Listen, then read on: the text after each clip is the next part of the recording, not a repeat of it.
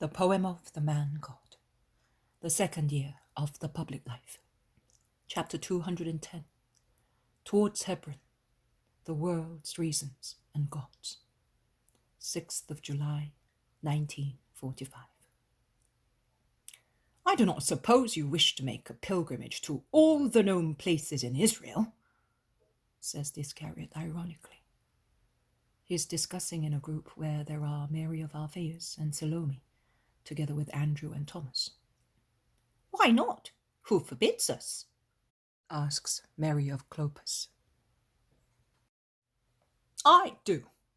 My mother has been waiting for me for such a long time. Well, go to your mother. We will reach you later, says Salome, and she seems to be adding mentally, no one will miss you.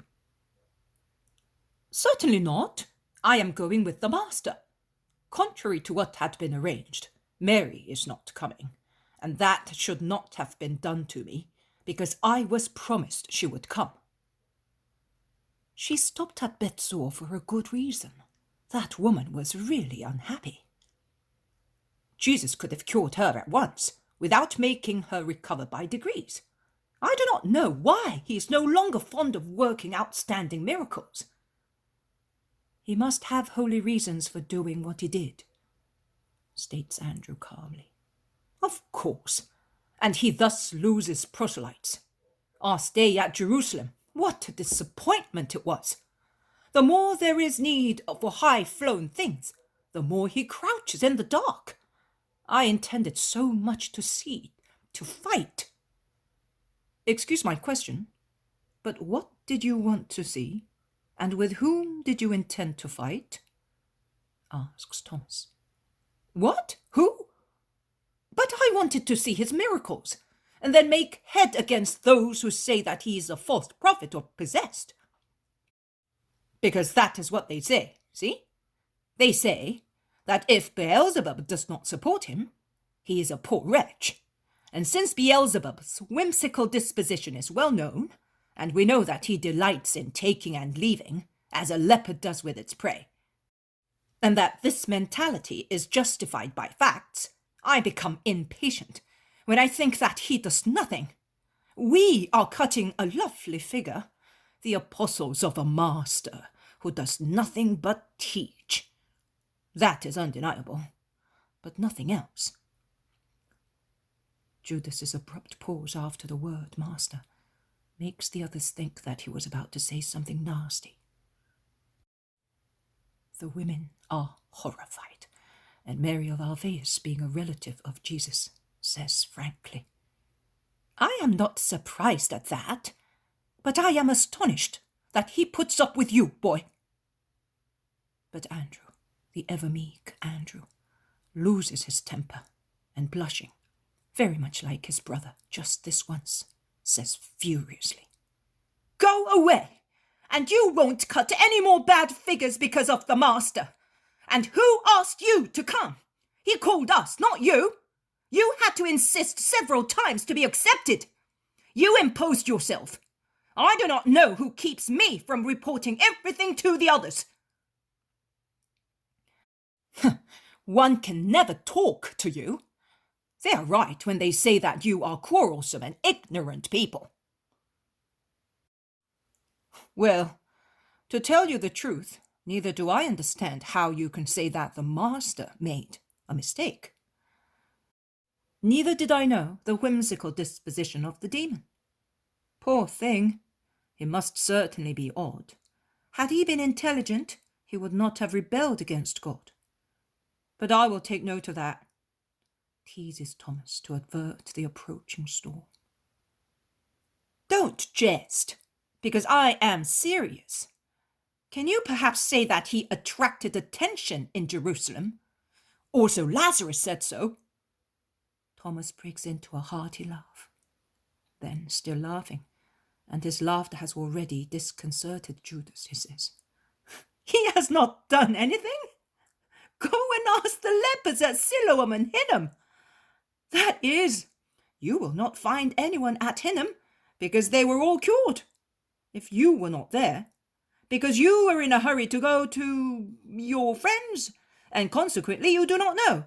That does not prevent the valleys of Jerusalem and many more places from resounding with the hosannas of the lepers cured. Concludes seriously Thomas, and he continues sternly.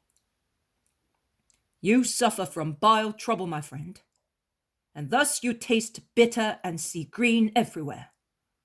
It must be a recurring disease with you, and believe me, it is not very pleasant to lie with one like you. You must change. I will not tell anybody anything, and if these good women will listen to me, they will be quiet as well, and so will Andrew. But you must change. You must not think that you have been disappointed, because there was no disappointment. Neither are you necessary, because the master knows what to do by himself. Don't you try to be the master's master. And if for that poor woman of Eliza he acted thus, it means that that was the right thing to do. Let snakes hiss and spit as they like. Don't go to the trouble of acting as a broker between them and him. And above all, do not think that you lower yourself by being with him. Even if he did not cure even a cold in the future, he is always powerful. His word is a continuous miracle. And set your mind at rest. We have no archers behind us. Don't worry. We will succeed in convincing the world that Jesus is Jesus. And be quiet. If Mary promised to come to your mother's, she will come. In the meantime, we will go round this beautiful part of the country. It is our work. And why not? Let us make the women disciples happy by going to visit Abraham's tomb, his tree, and Jesse's sepulchre. And what else did you say? They say that this is the place where Adam lived and where Abel was killed. The usual senseless tales, grumbles Judas. In 100 years' time, they will say that also. The grotto of Bethlehem and many other things were a tale. But excuse me, you wanted to go to that stinking cave at Endor, which you must agree did not belong to a holy cycle. Don't you think so? And they have come here, where they say there is the blood and the ashes of saints. Endor brought us John, and who knows? What a handsome acquisition John is, scoffs the Iscariot. His face isn't so, no. But in his soul, he may be better than we are. What? With his past? Be quiet. The master said that we are not to remember it. Lovely. If I did any such things, I wonder whether you would not remember them. Goodbye, Judas. You had better be by yourself. You're too cross. I wish I knew what is the matter with you. What is the matter with me, Thomas? The trouble is that I see that we are being neglected to the advantage of strange newcomers. And I see that everybody is preferred to me. And I also notice how he waits until I am away to teach you how to pray. And do you expect me to be happy with such a situation? No, I don't. But may I point out that if you had come with us for the Passover supper, you would have been on the Mount of Olives as well with us, when the Master taught us the prayer. I do not see how we are neglected because of any strange newcomer. Are you referring to the poor innocent boy? Or because unhappy John is with us? Because of both of them. Jesus hardly ever speaks to us now. Look at him even now. He's loitering over there, talking and talking to the boy. He will have to wait a long time before he can put him among the disciples. And the other one will never be a disciple. He's too proud, too learned, too hardened, with bad tendencies. And yet, John here, John there. Father Abraham, help me to bear this in patience. And in what do you think the master prefers others to you? Do you not see that even now? When it was time to leave Bethsor, after stopping to teach 3 shepherds, who could have very well been taught by Isaac, whom does he leave with his mother? Me? You? No, he leaves Simon, an old man who can hardly speak. But the little he says is always said right, retorts Thomas, who is now alone because the women and Andrew have gone away and are talking fast in front of them, as if they wish to get past a stretch of the road where the sun is very warm. The 2 apostles have become so excited that they do not hear Jesus coming, because the noise of his footsteps is completely muffled by the dust of the road. But if he makes no noise, the 2 are shouting as loud as 10 people, and Jesus can hear. Behind him there are Peter, Matthew, the 2 cousins of the Lord, Philip and Bartholomew, and the 2 sons of Zebedee, with Marcian between them. Jesus says, "You are right, Thomas. Simon speaks little, but the little he says is always right. His mind is placid, and his heart is honest. And above all, he has a great goodwill. That is why I left him with my mother. He is a true, reliable man, and at the same time he knows how to live. He has suffered and is old. Therefore I am saying this because I suppose there is someone who thinks my choice was unfair. Therefore, he was the most suitable to remain. Judas, I could not allow my mother to be left alone near a poor woman who is still ill. And it was just that I should leave her. My mother will complete the work that I started, but I could not leave her with my brothers, or with Andrew, James, or John, or with you. If you do not understand the reason, I do not know what to say. Because she is your mother. She is young, beautiful, and people. No. People will always have filth in their thoughts, on their lips and hands, and particularly in their hearts. Dishonest people who see their sentiments in everybody else. But I am not concerned with their mud. It falls off by itself when it is dry. But I preferred Simon, because he is old, and he would not remind the desolate woman too much of her dead sons. You, young men, would have recalled them with your youth. Simon knows how to watch without being noticed. He never demands anything. He understands and can control himself. I could have taken Peter. Who would be better than he near my mother? But he is still too impulsive. You know that I tell him openly, and he takes no offense. Peter is sincere, and he loves sincerity even to his own detriment. I could have taken Nathanael, but he has never been to Judea before. Simon, instead, knows the country well, and he will be invaluable in bringing my mother to Kerioth. He knows where your country house and the town one are, and he will not. But, Master, but is your mother really coming to mine? We said so. And when you say something, you do it. We shall proceed slowly, stopping to evangelize these villages.